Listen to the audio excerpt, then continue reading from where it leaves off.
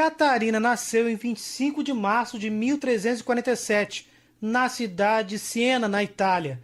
Filha de uma família muito pobre, ela foi uma entre os 25 filhos que seus pais tiveram. Por causa de toda essa situação, Catarina teve uma infância conturbada. Não teve condições de estudar e, além disso, cresceu fraca e franzina. Vivia sempre doente. Com apenas 7 anos, a pequena Catarina quis consagrar a Deus sua virgindade. Já nessa idade, relatava visões em seus momentos de oração.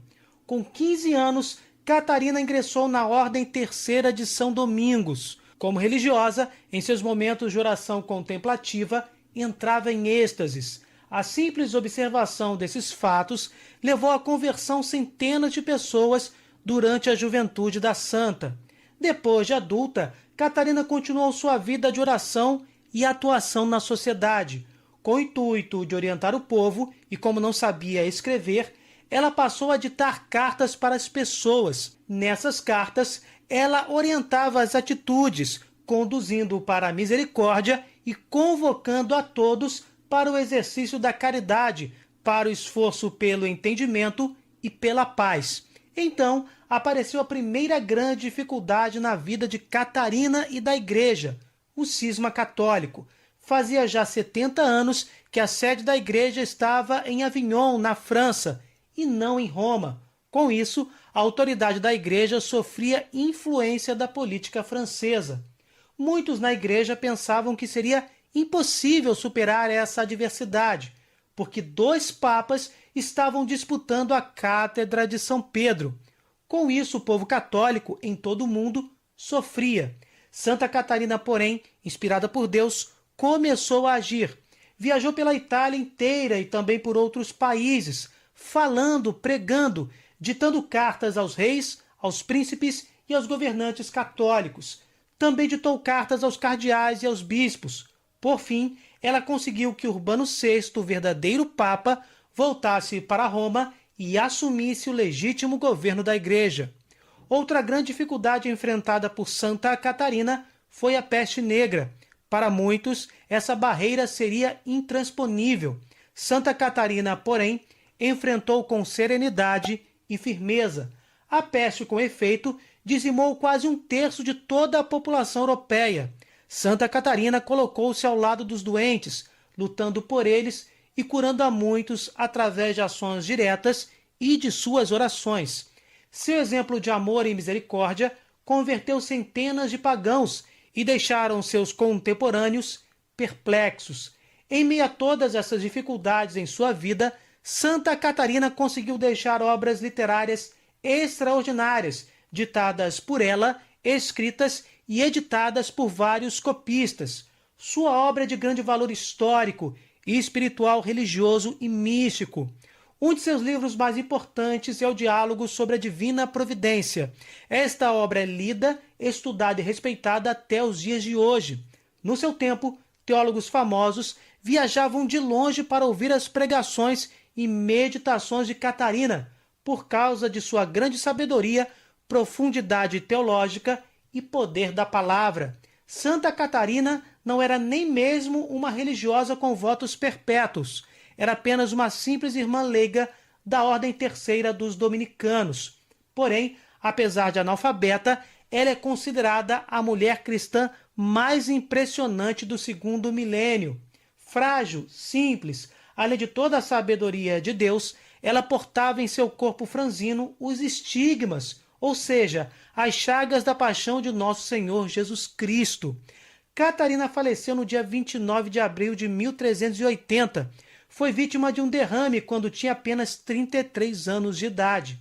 Em tão pouco tempo de vida, esta mulher admirável realizou muito pela Igreja e pela humanidade. O Papa Paulo VI declarou-a doutora da Igreja em 1970, por causa da grandeza teológica e mística de sua obra. No vídeo de hoje, vamos refletir sobre uma de suas meditações místicas, oriundas de revelações particulares, com um verdadeiro e autêntico diálogo com o Senhor da vida. No vídeo de hoje, vamos contemplar mais uma revelação particular que Deus concede a Catarina de Sena. E desta vez vamos tratar da condenação eterna. O que acontece com as almas humanas que, após o juízo particular, se precipitam para o inferno de forma voluntária? Vale dizer, o que acontece com essas almas que, de propósito, se afastaram completamente da presença do Senhor? O que acontece na condenação eterna, que inclusive é uma certeza da fé fundamentada biblicamente? Deus começa da seguinte forma: ocupei-me da felicidade dos santos, para que entendesses melhor a infelicidade dos condenados ao inferno. Temos um vídeo aqui onde falamos sobre a salvação dos santos dentro desta revelação particular que Deus concede a Catarina de Sena. Link na descrição. Aliás, outro tormento destes últimos é ver quanto os bem-aventurados são felizes. É isso mesmo. Um dos tormentos dos ímpios que se precipitaram para o inferno, um dos tormentos que eles sentem é ver a felicidade daqueles que estão salvos no céu. Tal conhecimento acresce-lhes a pena, da mesma forma como a condenação dos maus leva os justos a glorificar minha bondade. A luz é mais evidente na escuridão, e a escuridão na luz. Conhecer a alegria dos santos é dor para os réus do inferno. Os condenados aguardam com temor o dia do juízo final. Sabem que então seus sofrimentos aumentarão. Ao escutar o terrível convite, surgite mortui, venite ad judicium, a alma retornará ao corpo. Para os bem-aventurados será um corpo de glória, para os réus um corpo para sempre obscurecido. Para aqueles que estão salvos por ocasião do juízo final, eles receberão um corpo glorificado, mas para aqueles que estão condenados por suas próprias vontades, através da vida pecaminosa que tiveram na peregrinação terrestre, os condenados receberão aquilo que a teologia chama de corpos tenebrosos, terão a ressurreição do juízo.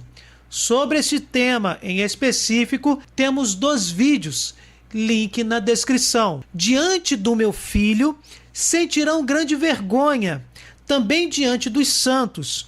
O remorso martirizará a profundidade do seu ser, quero dizer, a alma, mas também o corpo.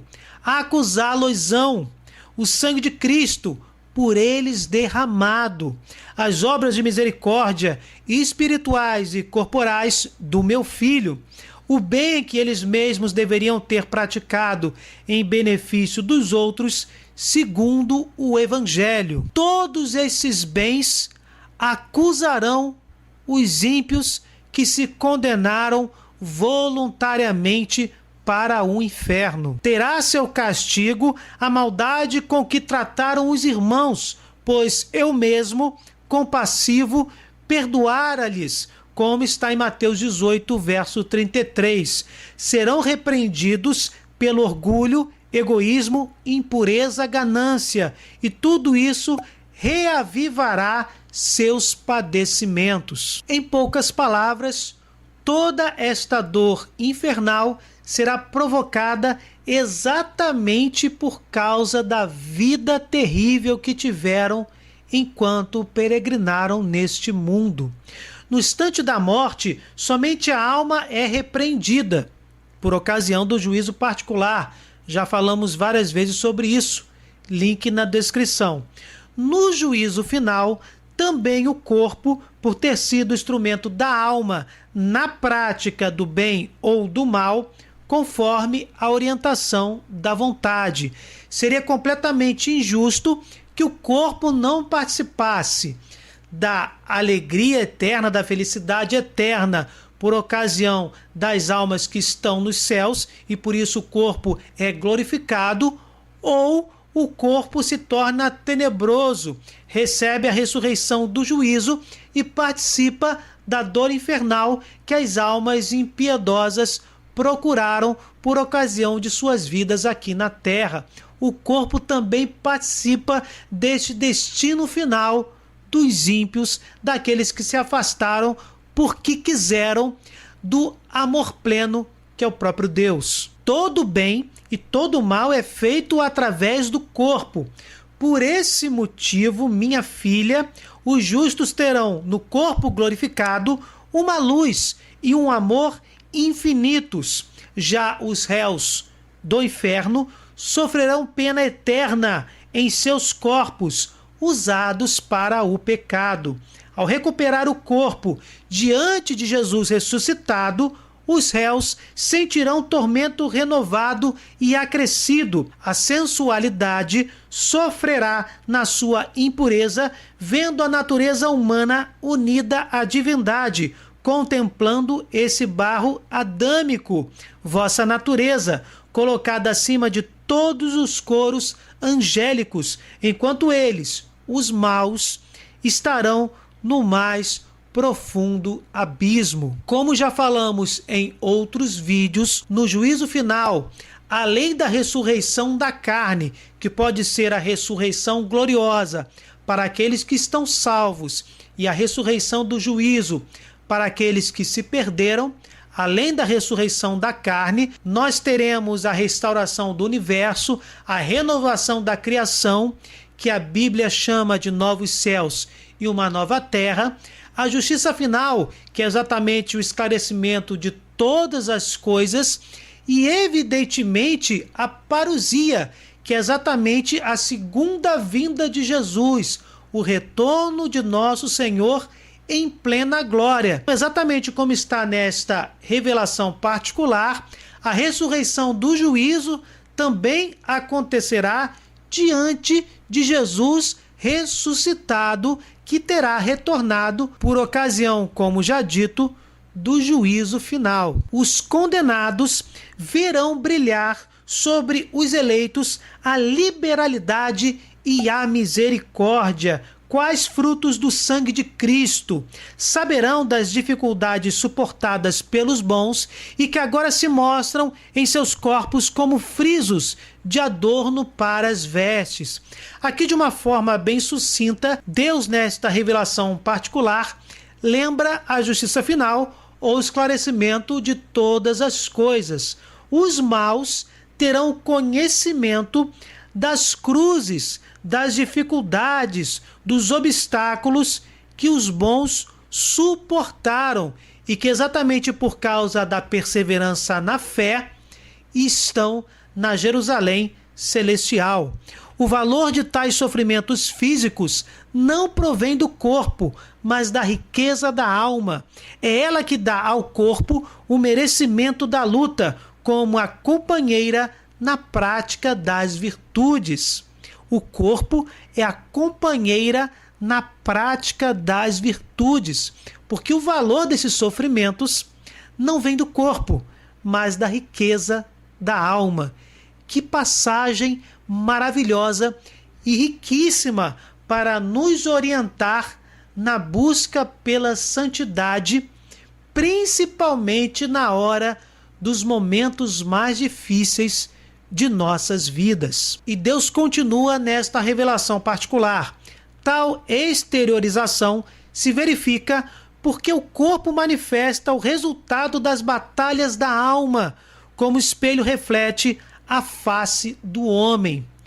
Que frase belíssima, que frase sublime, que nos ajuda a compreender toda a dinâmica de nossa peregrinação aqui na Terra para aderirmos plenamente à vontade de Deus e conquistarmos, não por nossos méritos, mas por puro dom de Deus, graças ao sacrifício de Jesus na cruz, conquistarmos a Jerusalém celestial, a felicidade plena, o conhecimento de todas as coisas e a comunhão permanente com a Santíssima Trindade, que é amor, piedade e ternura. Repetindo, o corpo manifesta o resultado das batalhas da alma, como o espelho reflete a face do homem.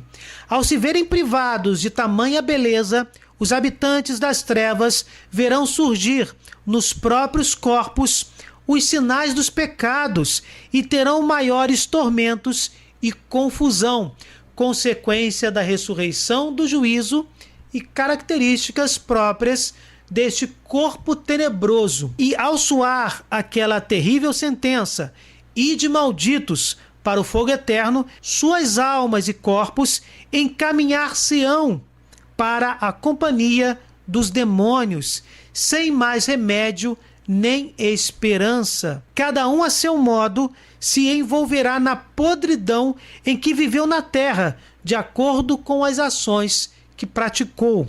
O avarento arderá na sua ganância dos bens que desordenadamente amou, o maldoso na sua ruindade, o impuro na imunda e infeliz concupiscência, o injusto nas suas iniquidades, o rancoroso no seu ódio pelos outros. Quanto ao egoísmo, fonte de todos os males, arderá como princípio causador de tudo, em sofrimentos insuportáveis. O orgulho terá igual sorte. Assim, corpo e alma serão punidos em todos os vícios. De uma forma completamente justa, aqueles que praticaram o mal na terra, não se converteram, não se arrependeram eficazmente, e isso significa interromper completamente as práticas de tais maldades. Estas pessoas que fizeram somente o mal e não se arrependeram, não se apresentaram diante da misericórdia eterna do Senhor, todos os ímpios serão punidos segundo os vícios que praticaram, na proporção e no grau das maldades que realizaram na vida terrena. É o que diz de uma forma bem simples o trecho: cada um a seu modo se envolverá na podridão em que viveu na terra, de acordo com as ações que praticou. É muito importante nós termos a consciência dos sofrimentos do inferno. É muito importante também, por exemplo, termos noção da existência dos anjos caídos.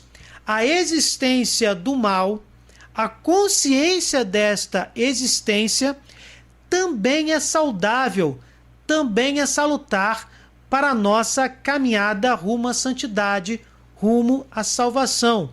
Porque quando temos em mãos esse tipo de revelação, podemos, com a ajuda do Senhor, caminharmos com mais consciência e com mais determinação atrás da luz de Deus. E com um sim amoroso, um sim convicto, um sim sincero, abraçarmos os valores do Evangelho. E na graça do Senhor Jesus Cristo, que morreu por nós na cruz, que nos resgatou da certeza do pecado, da morte e do inferno, graças ao sacrifício de Jesus na cruz, esta certeza não é mais certeza. Podemos agora, neste exato momento, independente da gravidade dos nossos pecados, voltarmos os olhos para Deus, que é amor, piedade e ternura,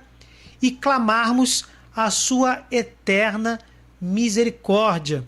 Nossos pecados serão completamente apagados, esquecidos, se nos voltarmos para Deus, se nos arrependermos e inclusive termos a graça de recebermos o sacramento da confissão, que é banhado no sangue redentor do Filho de Deus. Não podemos nos esquecer jamais das próprias Sagradas Escrituras, que afirmam categoricamente que a misericórdia triunfa sobre o julgamento. E também não podemos nos esquecer das revelações particulares de Deus a Santa Faustina sobre a sua eterna misericórdia. Não importa a quantidade de pecados que tenhamos, não importa a gravidade destes pecados, diante da misericórdia de Deus, eles serão como grãos de areia no mar, que serão completamente submersos neste oceano de misericórdia. Basta com isso que, como já dito, voltemos os olhos para Deus e nos arrependamos eficazmente. E ainda mais quando temos a certeza da existência do sacramento da confissão instituído por Jesus Cristo após a ressurreição. Ele apareceu diante dos apóstolos e deu a estes apóstolos e aos seus sucessores, os bispos e padres da igreja fundada por Nosso Senhor, a Igreja Católica, depois dessas palavras soprou sobre eles, dizendo-lhes: recebei o Espírito Santo. Aqueles a quem perdoardes os pecados, ser-lhes-ão perdoados. Aqueles a quem os retiverdes, ser-lhes-ão retidos. Que não nos esqueçamos jamais da misericórdia eterna de Deus derramada no sacramento da confissão. Ó sangue e água que jorrastes do coração de Jesus como fonte de misericórdia para nós, eu confio em vós. Louvado seja nosso Senhor Jesus Cristo, para sempre seja louvado. Se vocês gostaram, deixem o seu like e compartilhem. Se inscrevam no canal. Fiquem com Deus, desculpem qualquer coisa e até o próximo vídeo.